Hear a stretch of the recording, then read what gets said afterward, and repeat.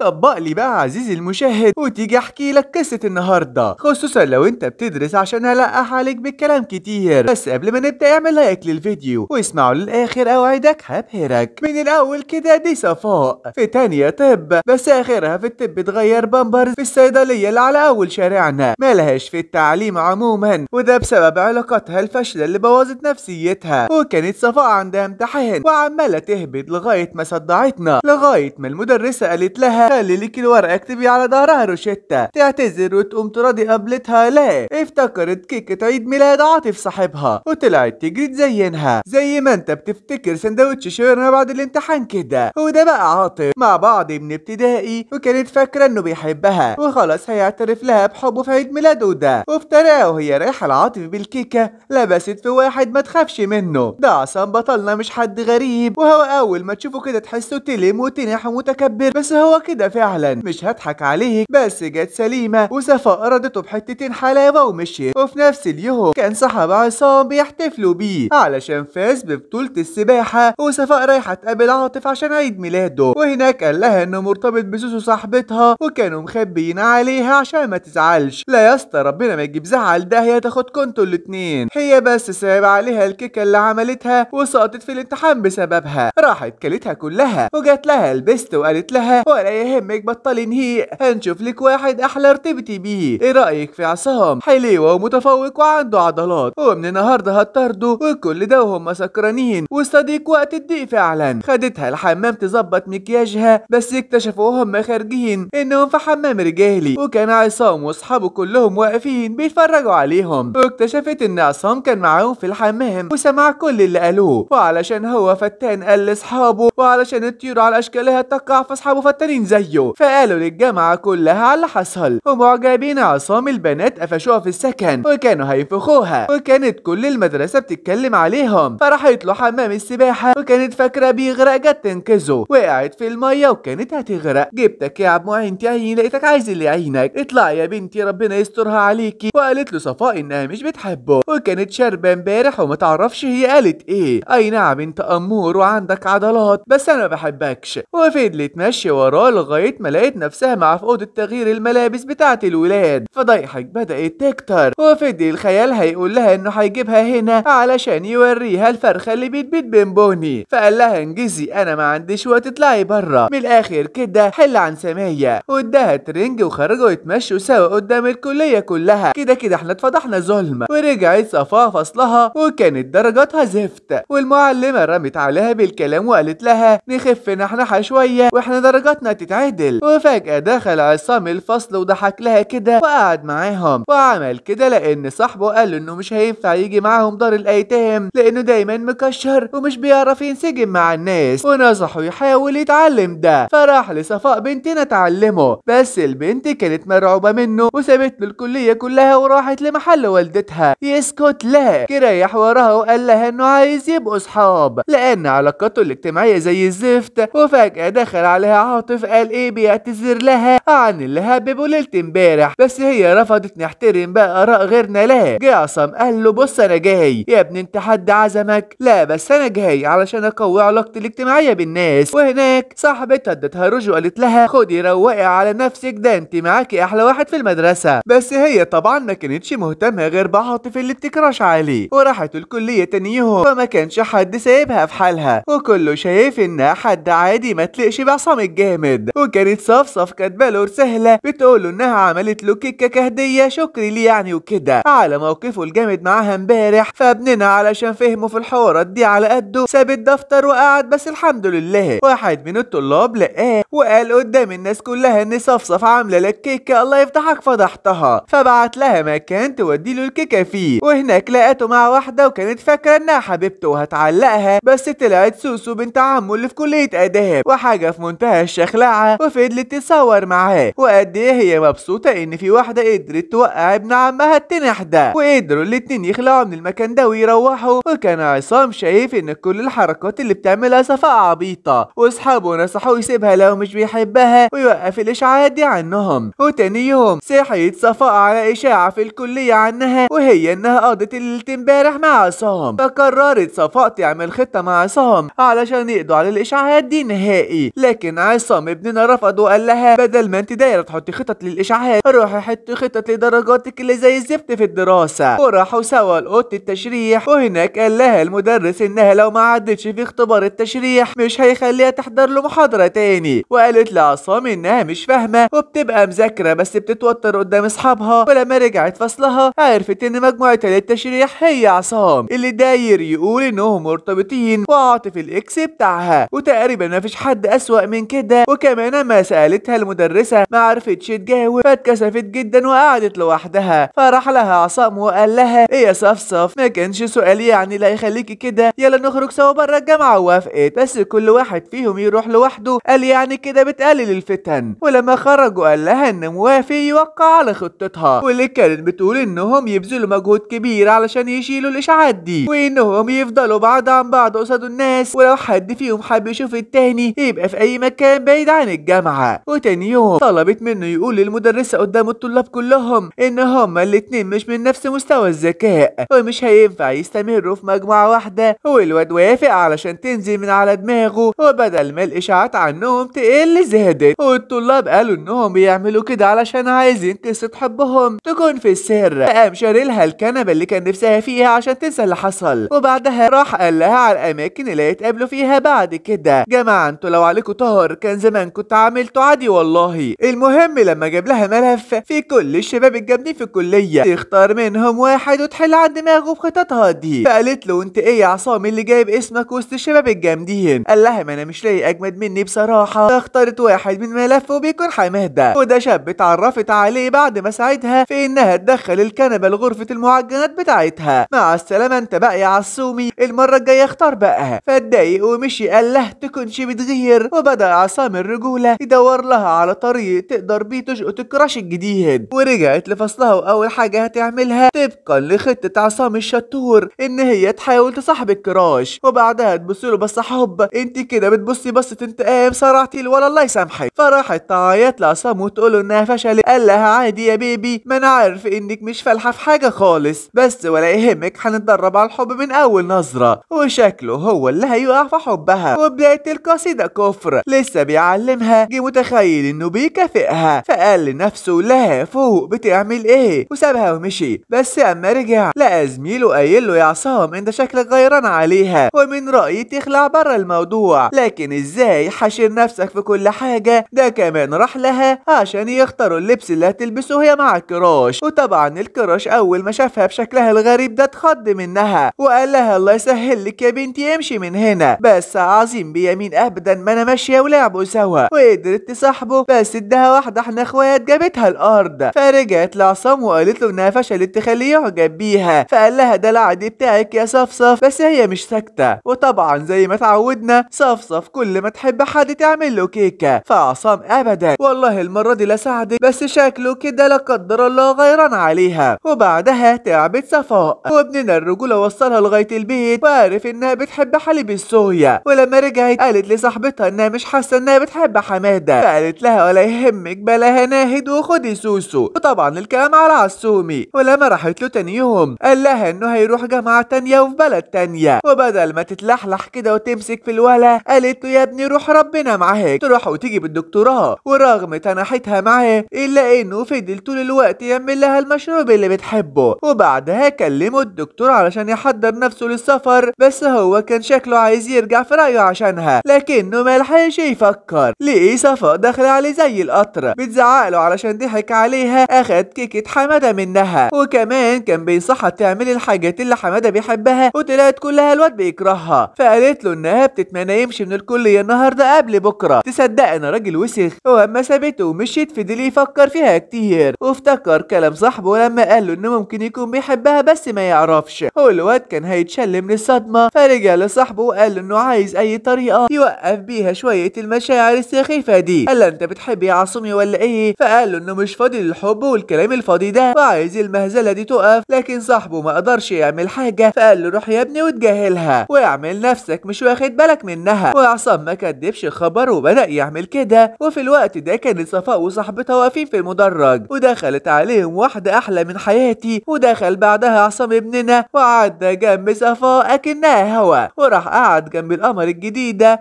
وكانت صفصف هتموت من الغيره. كبيرة، وكان في مسابقة للأكل وهيبدأوا يوزعوا كل اتنين مع بعض وبشكل عشوائي. ومن حظها الهباب طلع اسمها مع عصام، فاتضايق ومشي. وجت القمر بتاعتنا قالت لها لو عايزة تغيري مجموعتك أنا هساعدك، فطلبت منها صفاء إنها تبقى مع يونغ اللي عينها عليه، وما تعرفش إن عصام هو اللي مختارها أصلا تكون معاه. وكلمها عصام بعد كده وقال لها إنه عمل كده علشان حابب يتحداها، بس زعل لما قالت له إنها مش عايزة تكون معاه. وتاني يوم لقاها مغيرة مكانها مع الطالبة الجديدة، فاتضايق كده لكن اضطر يكمل المسابقة. وكانت صفاء في الوقت ده مع حمادة اللي مش طايقها لا في سما ولا في أرض ولا حتى واخد باله منها، وهو الإنسان كده لازم يتبطر على النعمة. وبعد ما راحت صفصف وحمادة يرتاحوا جه عصام لازق لهم في القعدة، والغيرة كانت هتولع في الغابة، فقامت سايباله المكان كله وقايمة جرى يا بنتي هو جوز أمك. وبعد ما سابته وقعت وهي ماشية، وصاحبتها طلبت من حمادة بما إنه شريكها في اللعبة إنه يوديها تتعالج، لكنه رفض وقال إنه مش هيسيب المسابقة عشانها. قد إيه أنت واطي يا حمادة. وكان عصام عارف باللي حصل، فقال لهم إن هو اللي هياخدها العيادة، وقال لها شفتي مالكيش غيري في الآخر. وقالت له أنا فكرت إنك مش عايز أكون معاك علشان كده غيرت الفريق، طب ما تبقيش تفكري تاني الله يسترك. واما وصلوا العيادة عصام شاف سوسو وهي بتها مع صاحبه الدكتور، مش يروح يديها قلمين، لا خاف على صفاء تشوفهم ونعم الرجولة يا جدع. وبعد كده رجع للكلية تاني، وكان عصام كل ما يتجاهلها يلاقي نفسه بيقرب لها اكتر وبيهتم بيها، لكن الطالبة الجديدة ما كانتش سايباه في حاله. وراحت صفاء بعد الجامعة قالت لحماد على اللي حصل بينهم في العيادة، وقال لها عصومي شكله معجب بيكي، لكنها ما كانتش مصدقة لانها شايفة انها واحدة فاشلة وملهاش لازمة، فاكيد عصام مش هيبص لها. واعترفت لحمادة انها كانت بتحاول تكرش عليه، لكنه قال لها انا يا بنتي ده احنا مستحمين في بني واحد، احنا اخوات، بس انا مش بتاع حب. والظاهر كده ان مش عصام بس اللي واقع في الحب، كان ابننا في الوقت ده بيعترف لصاحبه انه بيحب صفاء، بس هي عاملة عبيطة. وتاني يوم كانت صفاء بتتدرب ازاي تدي حقن، ولما بهدلت دراعها حقن قال لها الدكتور انها ممكن تتعلم في عصام بدل ما تعور نفسها وتختبر حبه ليها. فراحت له التدريب لقيته قاعد مع صاحبه وبيتكلموا على بنات، بس الواد مظلوم كان مستمع بس، فزعقت معاه ومسحت بكرامته الارض وسابته ومشيت. وشاف دراعها فراح لها وقال لها انه متطوع يبقى فار التجارب بتاعها، وبعد اقناع رهيب وافقت. وفضلت تشك الولا لغايه ما خرمت دراعه يا عيني، بس ربنا وفقها وقدرت تتعلم سحب الحقن. قالت له لا بقى ده انا اعمل لك حاجه حلوه، هو في احلى منك يا صفصف برضه. ولما راحت تودي له الكيكه لقيته سايب لها المشروب اللي بتحبه. اوعى يا عم عصام يا حريف. فحست بتأنيب ضمير من ناحيته، اما شتمته وانه مش زي باقي الشباب، فكتبت له رساله بتعتذر فيها وراحت تحطها له في خزنته، بس قفشها. نعتذر بقى وش الوش ونلطف الدنيا؟ طبعا لا، جت خبطه واحده احنا اصحاب، بس قفلته. بس وافق هيعمل ايه؟ وبعدها طلب عصام من صاحبه انه يروح لصفاء ويجيب منها شويه حلويات للفريق